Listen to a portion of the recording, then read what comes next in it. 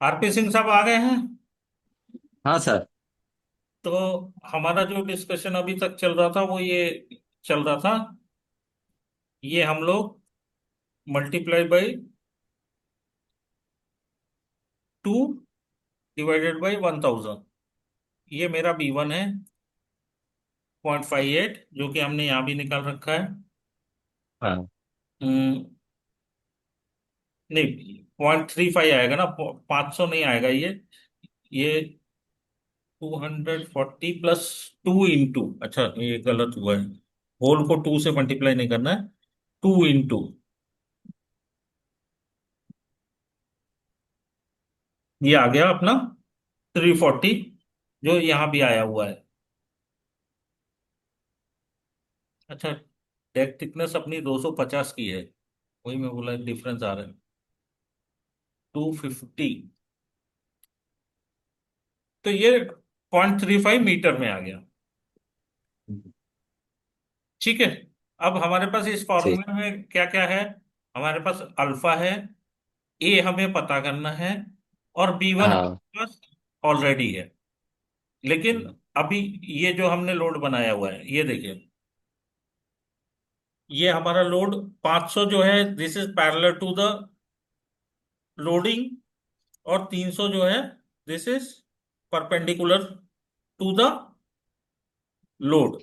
अब हम हाँ। इसमें बी इफेक्टिव निकालते हैं, ये मान के चलते हैं कि ये हमारा कैंटिलीवर पोर्शन है, और इसके बीच की डिस्टेंस 1.8 की है। ठीक है। हाँ। और ये जो है, ये लोड जो है मेरा यहां से किसी डिस्टेंस पे पड़ा हुआ है। ठीक है। अब हाँ। ये लोड रखने के लिए भी कोड ने कुछ गाइडेंस दी हुई है, जैसे क्लास ए व्हीकल के लिए आप देखेंगे तो ये देखिए, लाइव लोड कंसिडरेशन। अगर मेरा ब्रिज, एक मिनट, ये कोड बहुत क्लियरली कहता है कि ना, अगर मेरा कैरिज वे विड्थ कितना है, तो मुझको कितने लेन के लिए मेरा कोड ये डिजाइन करना है। 9.6 and above but less than 13.1, मेरे को 3 लेन के लिए मेरा ब्रिज डिजाइन करना है, और 1 lane of class 70R for every 2 lane, with 1 lane of class A on the remaining lane, और 3 लेन of class A। इसका मतलब ये क्लियर है कि मुझे मेरे जो ब्रिज है, मान लीजिए मेरा ब्रिज ये हमारा अभी 12.5 है टोटल। हाँ। ठीक है। अभी तो ट्वेल्व थ्री लेन के लिए जाएंगे। 3 लेन के लिए ही डिजाइन होगा। इसमें हाँ। पहला तो हमें क्लास ए 1 लेन चलाना है, क्लास ए 2 लेन चलाना है, क्लास ए 3 लेन चलाना है, और 70R बोगी प्लस क्लास ए चलाना है। ये मतलब एक बार 70R बोगी आप पास कर सकते हो, एक बार क्लास ए पास कर सकते हो क्रैश बैरियर के। जबकि ये वाले जो केसेस होते हैं ना, ये नॉर्मली गवर्न नहीं करते, लेकिन क्या होता है कभी कभी जब आप डिजाइन अपनी सबमिशन करते हो ना, हाँ। तो सामने वाला जो प्रूफ चेकिंग करने वाला होता है वो बोल देता है कि अरे हाँ। आपने 70R बोगी प्लस क्लास ए क्यों नहीं चलाया। हम्म। क्योंकि देखो, इसमें दो ही कंडीशन होती है। सैगिंग कैंटिलीवर पोर्शन का डिजाइन के लिए, अगर हम इस पे ये करें,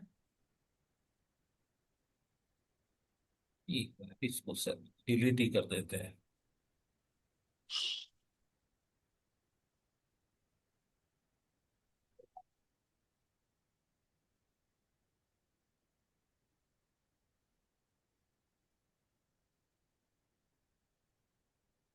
हमारा जो ये कैंटिलीवर पोर्शन है यहाँ पे, हमारा ये जो कैंटिलीवर पोर्शन है ब्रिज का, इसके लिए हमेशा क्लास ए ही लोड गवर्न करता है, 70 आर बोगी नहीं गवर्न करता, क्योंकि देखो यहाँ पे हमारा क्रैश बैरियर होगा। क्रैश बैरियर हमारा हाँ 500 का या 450 का कुछ भी होगा। हमारा हाँ। कैंटिलीवर है 1.6 मीटर का। अभी मेरा हम्म। कोड कहता है कि मेरे को इस क्रैश बैरियर से 150 mm पे मेरा लोड होना चाहिए। 150 mm से पहले नहीं होना चाहिए, 150 mm के पहले मैं कोई लोड नहीं रख सकता। अभी ये जो लोड होता है इसका टायर विड्थ होता है 500 ठीक है। नाउ हम्म। 0.5 प्लस 0.15 फाइव, प्लस, हाँ, 0.65 प्लस फाइव पॉइंट हंड्रेड नहीं नहीं, 0.025, इसका आधा ही होगा ना, ये पूरा 500 है। तो ये पूरा टायर जो है, ये यहाँ से यहाँ तक, ये पूरा 500 है, तो सेंटर मेरा 250 का होगा यहाँ, 250 mm। तो मतलब मेरा जो पॉइंट पहला नाइन लोड हो गया। है, 0.9 हो गया सर, हाँ, एज तो से। 0.9 मतलब मेरा पहला लोड जो आएगा वो यहाँ से 0.9 पे ही आएगा। उसके पहले हाँ। मैं अपना पहला लोड नहीं रख सकता। हम्म।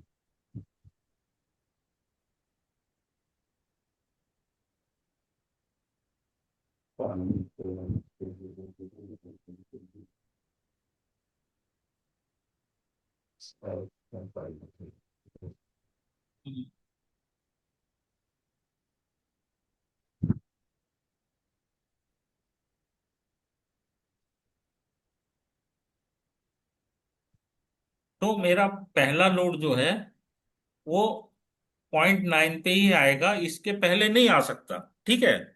ना। अब हम्म। इसमें दूसरी चीज क्या है कि कोड ये भी कहता है कि जब मेरी 70 आर बोगी चलेगी, 70 आर बोगी जब चलेगी, तो उसकी जो लोड पोजीशन है, वो मेरी इस पॉइंट से 1.5 मीटर से पहले नहीं आ सकती।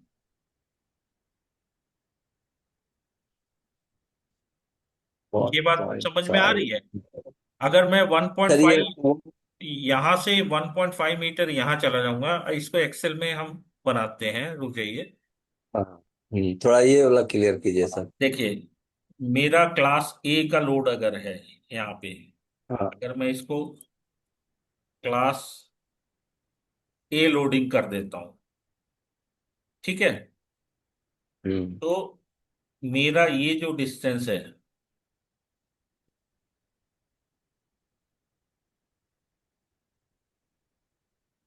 यहां से मेरा ये जो डिस्टेंस है, या यहां से ना करके हम इसको सीधे एच से ही कर दें। हाँ, ये एज से लीजिए ना सर, एच क्रैश से बैरियर ये के मेरा एज से। डिस्टेंस होगा 0.5 प्लस 0.15 हाँ। Plus zero 0.25। 25, ये मेरा क्लास ए के लिए मेरा जो पहला लोड आएगा इस सपोर्ट से।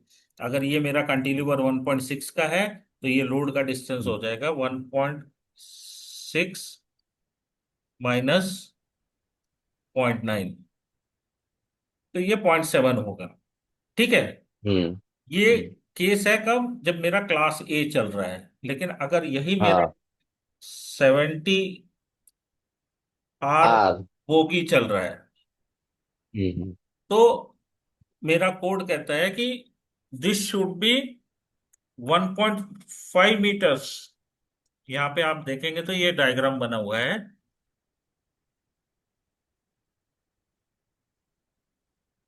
1.2 metres, minimum 1.2 metre from the crash barrier. अगर इसको हम अच्छा। 0.15 को 1.2 कर दें, और मेरा बोगी का जो व्हील लोडिंग आता है वो भी कुछ आता है 0.36 या समथिंग, ये निकालना पड़ता है। तो मेरा पहला लोड जो आएगा वो यहाँ यहाँ ना आके, क्योंकि ये मेरा 1.6 मीटर तो यही है, हाँ। तो 1.6 मीटर मतलब मेरा ये इस जो हमने सपोर्ट डिफाइन कर रखा है इससे ये 1.6 हाँ मीटर है। तो मेरा पहला बोगी लोड जो आएगा वो यहाँ कहीं आएगा। हाँ, एक अति लोड लोड के आगे चला जाएगा। क्योंकि सपोर्ट के वन आगे चला पॉइंट जाएगा, यहाँ पे हाँ, जो कहीं। सपोर्ट हमारा है, हाँ सपोर्ट के आगे चला जाएगा। तो जब ये सपोर्ट के आगे चला गया तो ये कैंटिलीवर पे कोई मूवमेंट देगा ही नहीं, थोड़ा बहुत देगा। नहीं आप। लेकिन मेरा क्लास ए ही जो है वो हम्म। कैंटिलीवर को करने के लिए, कैंटिलीवर का जो डिजाइन है वो मेरा क्लास ए वो ही गवर्न करता है। 70 आर में तो सर वो हॉग में चला जाएगा ना कैंटिलीवर, क्योंकि हम सपोर्ट सपोर्ट के नहीं, आगे लोड लगा रहे हैं। इसीलिए कह रहे हैं ना कि हम दो ही लोड करेंगे, एक क्लास हम्म। ए करेंगे और एक 70 आर करेंगे। 70 आर जो हाँ लोडिंग होगी वो बेसिकली होगी काय के लिए, या तो मेरे सपोर्ट पे हॉगिंग जनरेट करने के लिए या मेरे हाँ मिड हाँ स्पैन में सैगिंग जनरेट करने के लिए। हाँ मेरा 70 आर लोड जब मिड स्पैन के बीच में रहेगा तो ये मैक्सिमम सैगिंग जनरेट करेगा, और मेरा 70 आर हाँ लोड जब मिड स्पैन के ये सपोर्ट के दोनों साइड में रहेगा तो ये मैक्सिमम हॉगिंग जनरेट करेगा। बट कांटिलीवर के केस में क्योंकि क्लास ए का लीवर आर्म यहाँ से ज्यादा है, तो कांटिलीवर का जो हॉगिंग आएगा वो यहीं से जनरेट होगा, क्लास ए से। हम्म ये 70 आर नहीं जनरेट करेगा, ये मेरा क्लास ए ही जनरेट करेगा। ठीक है। ठीक सर। तो अब सर इस केस में तो जैसे 3 लेन है, तो दोनों एज वाला जो पोर्शन है उसमें तो हमारा क्लास ए लग जाएगा, और सेंटर वाले में 70 आर, अगर 70 आर को चेक करना है तो। हाँ, मतलब होता वही है, लेकिन लोग क्या करते हैं, जैसे अब ये हम लोग तो क्या एक्सेल में इसको फॉर्मुलेट करेंगे। तो आप हम्म। यहाँ देखेंगे तो हम लोगों ने, ये देखिए, पहला केस ये है जिसमें मेरा 70 आर 0.9 पे लगा हुआ है। हाँ दूसरा केस मेरा ये है जब दो लेन क्लास ए चल रहा है, पहला लोड सपोर्ट पे लगा हुआ है, एक कैंटिलीवर पे लगा हुआ है, और उसके बाद 3 लेन क्लास ए चल रहा है क्योंकि मेरा लोडिंग 3 लेन का है। तो पहला हाँ। केस कैंटिलीवर पे लगा हुआ है। ये ये जो लोडिंग है ये मेरा कैंटिलीवर का हॉगिंग मूवमेंट डिफाइन करने के लिए है। अब उसके बाद हम सैगिंग करने के लिए, सेंटर पॉइंट का सैगिंग निकालने के लिए इस लोड को दोनों साइड में इक्वली डिवाइड कर दे रहे हैं।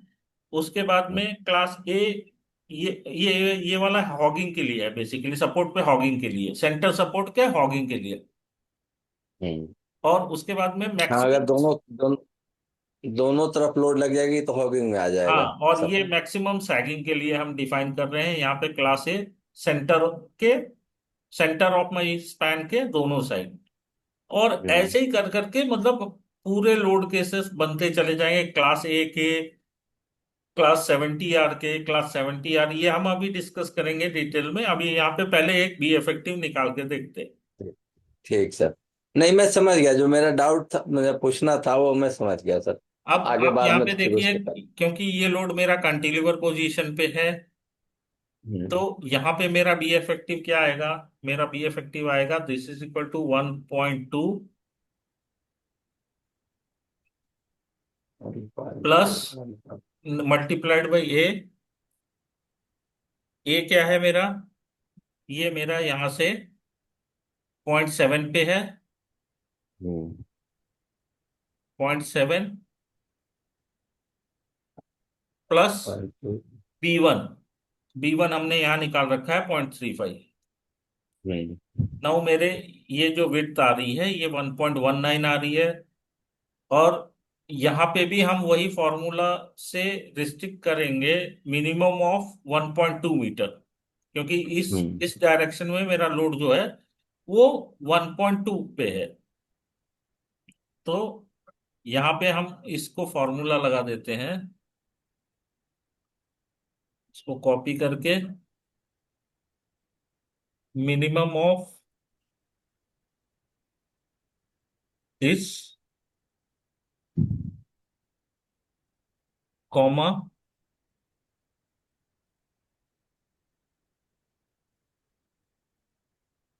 कंट्रोल V, ये हो गया। सेम वही डिफाइन कर दिया, divided by to, shift plus 1.2 divided by to.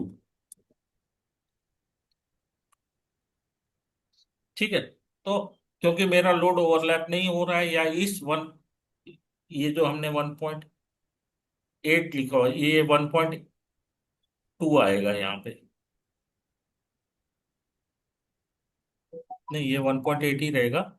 तो वो ये, तो 1.8 है सर। हाँ दो 1.8। व्हील के बीच में 1.8 है। नहीं, ये 1.2 तो हमारा लॉन्गिट्यूडनल डायरेक्शन है ना। हाँ ठीक है, हाँ ये वो, 1.2 हाँ से ज्यादा नहीं होना वो चाहिए। तो दो दो 17 का जो लोड था ना, उसके बीच में 1.2 था। हाँ अभी तो टायर टू टायर 1.8 है। 1.8 है, ठीक है।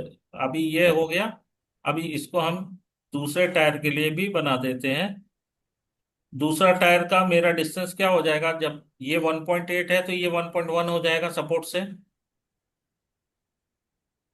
ये सेंटर से, यहां से ये 1.8 है। हम्म। ठीक है। हाँ अभी यहाँ से 1.8 है, और सेंटर से मेरा ये सपोर्ट का सेंटर 700 है। तो हाँ। ये 1.1 हो जाएगा यहाँ पे, जो हमने 700 लिख रखा था, ये 1 हो जाएगा यहाँ पे। 1 के केस में इसको हम यहाँ शिफ्ट कर देंगे। तो मेरा जो, नहीं, ये तो मेथड ही चेंज हो जाएगा ना। यहाँ तो ये कैंटिलीवर पे है ही नहीं, ये कंटिन्यूअस पे है। ना, ये तो कंटिन्यूअस पर है सर। हाँ, तो ये मेरा मेथड आएगा alpha multiplied by A. A is my this distance, bracket 1 minus 1 minus, A/L0। 1 minute, multiplied by 1 minus A, again 1 metre, divided by L0 3.1, bracket बंद, प्लस B1। जी। B1 मेरा 0.35 है। जी। नाउ अभी आप ये देखिए, ये आ रहा है 2.1129, जो कि मेरा 1.8 से जीरो है। So what I will do here is minimum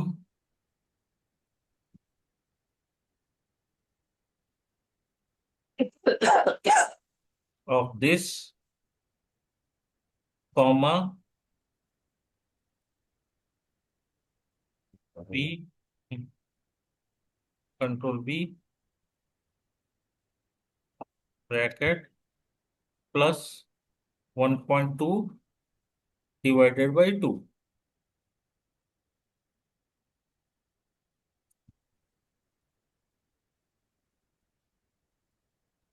अच्छा, इसको भी 2 से डिवाइड करना है ना।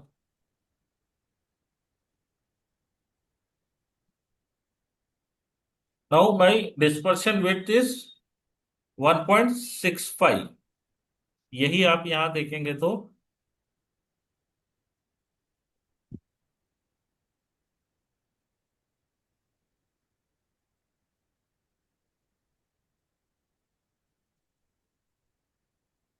ये block.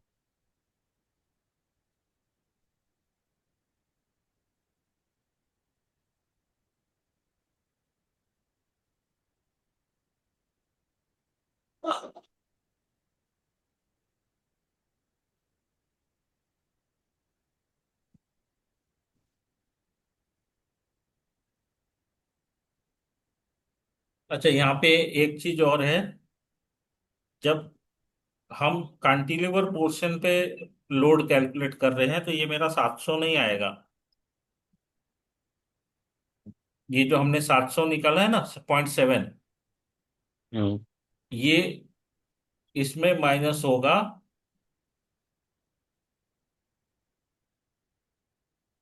0.3 divided by to.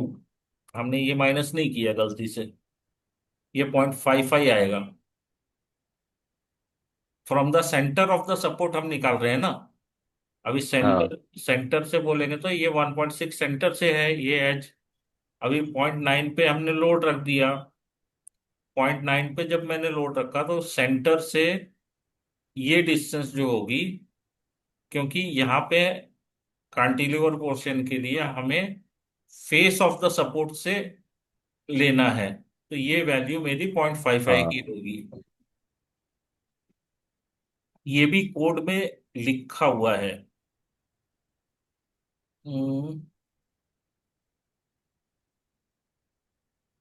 And provided further that in the case of load near the unsupported stage of the effective weight shall not be above nor value nor half of the value plus the distance of the load from the unsupported edge, or mm,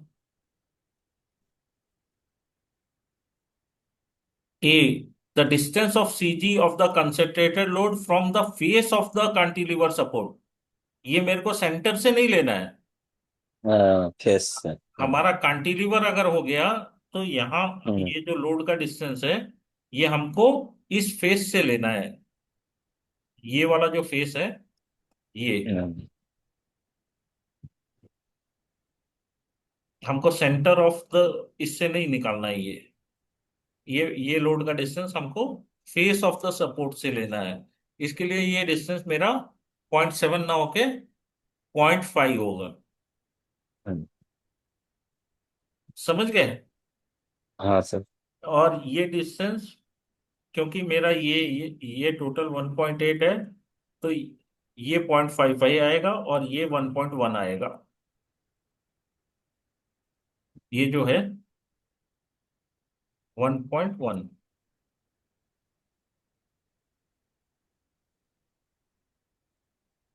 ठीक है। तो हाँ हमारी जो loading आएगी वो basically 2.195 if is cantilever, then 1.2 ये if is continuous then this plus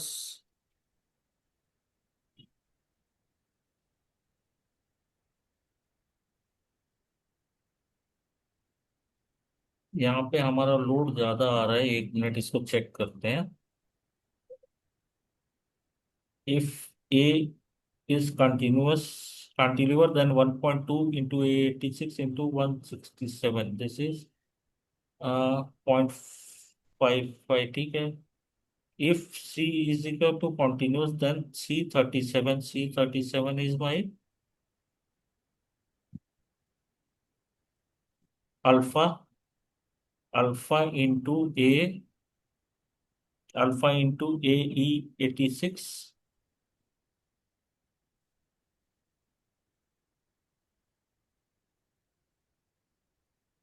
A is my distance of the support. ठीक है। 1 - E 86 इंटू S30 प्लस if B86 is equal to ए,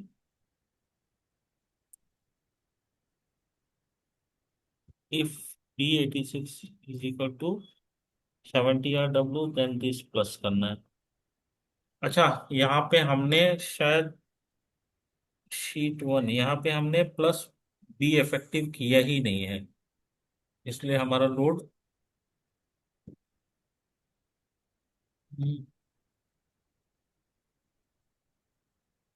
कभी इफेक्टिव हमने किया है बट इसको अंदर कर दिया है, ये गलती की है।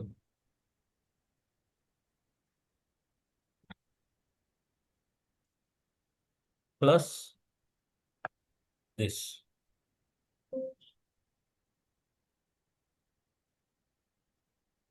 हो गया, ये प्लस 1.875, क्योंकि ये मेरा लोड यहाँ से 1.1 मीटर पे है, सेंटर से 700 है और ये 1.1 है।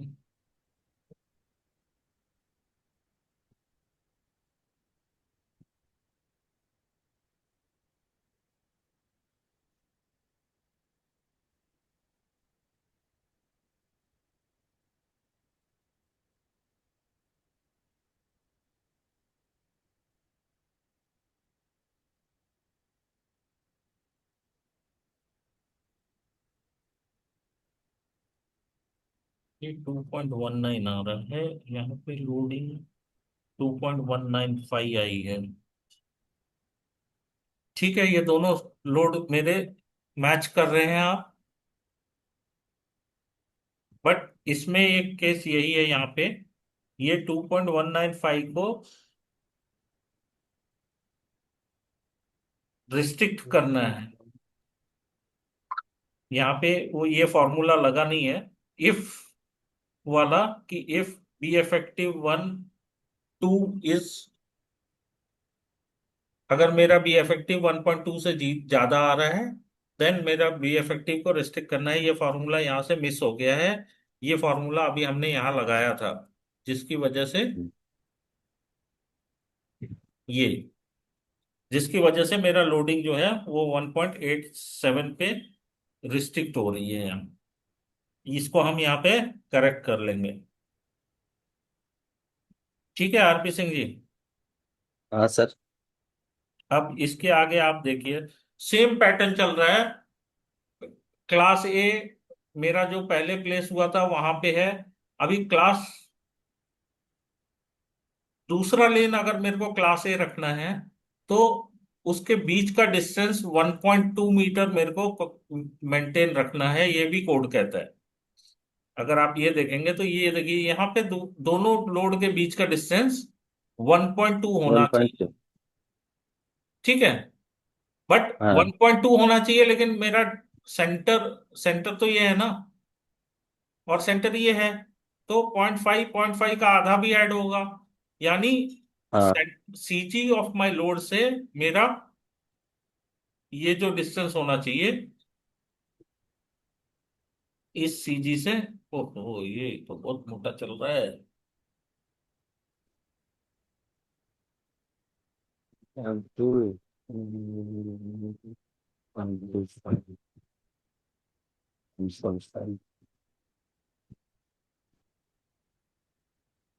मतलब इस सीजी से और इस सीजी का लोड का मेरा डिस्टेंस वन टोटल होता है 1.7। 1.4 5।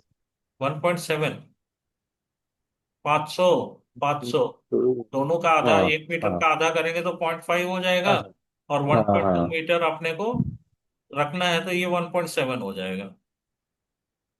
ठीक है, हाँ तो वही काम हम लोग यहाँ कर रहे हैं। मेरा पहला लोड तो जिस पोजीशन पे था हमने उसी पोजीशन पे रख दिया। दूसरा लोड हमारा ये जो बन रहा है ये 1.7 मीटर इससे बन रहा है। हाँ ठीक है, ऐसे ही हमने तीसरा लोड यहाँ पे रख दिया कि मेरा लोड यहाँ पे है 0.7, 1.1, 1.7, फिर ये 1.8, फिर 1.7, फिर इस सपोर्ट से इसका क्या डिस्टेंस है और इससे यहाँ से क्या डिस्टेंस है। तो ऐसे ये दोनों डिस्टेंस हमको मार्क करनी बहुत जरूरी है, क्योंकि हमको ये नहीं कहता कि हमें इसी सपोर्ट से इसको कैलकुलेट करना है, वो कहता है कि नियरेस्ट सपोर्ट से ये डिस्टेंस कैलकुलेट होनी है। ये समझ में आ रहा है। हाँ तो ये जब हम ये कर लेते हैं, बी इफेक्टिव हम निकाल लेंगे। बी इफेक्टिव निकालने के बाद में, अच्छा यहाँ पे ये फॉर्मूला लगा हुआ है 1.697, हमारा यहाँ भी आ रहा था ना, हाँ यहाँ पे 1.697 से ज्यादा ही आ रहा है। ये आ रहा है 1.697 आ रहा था ना हमारा, ये यहाँ पे आप देखो, ये 1.697 पे रिस्ट्रिक्ट हो गया है, 1.8 से बाहर नहीं जा रहा।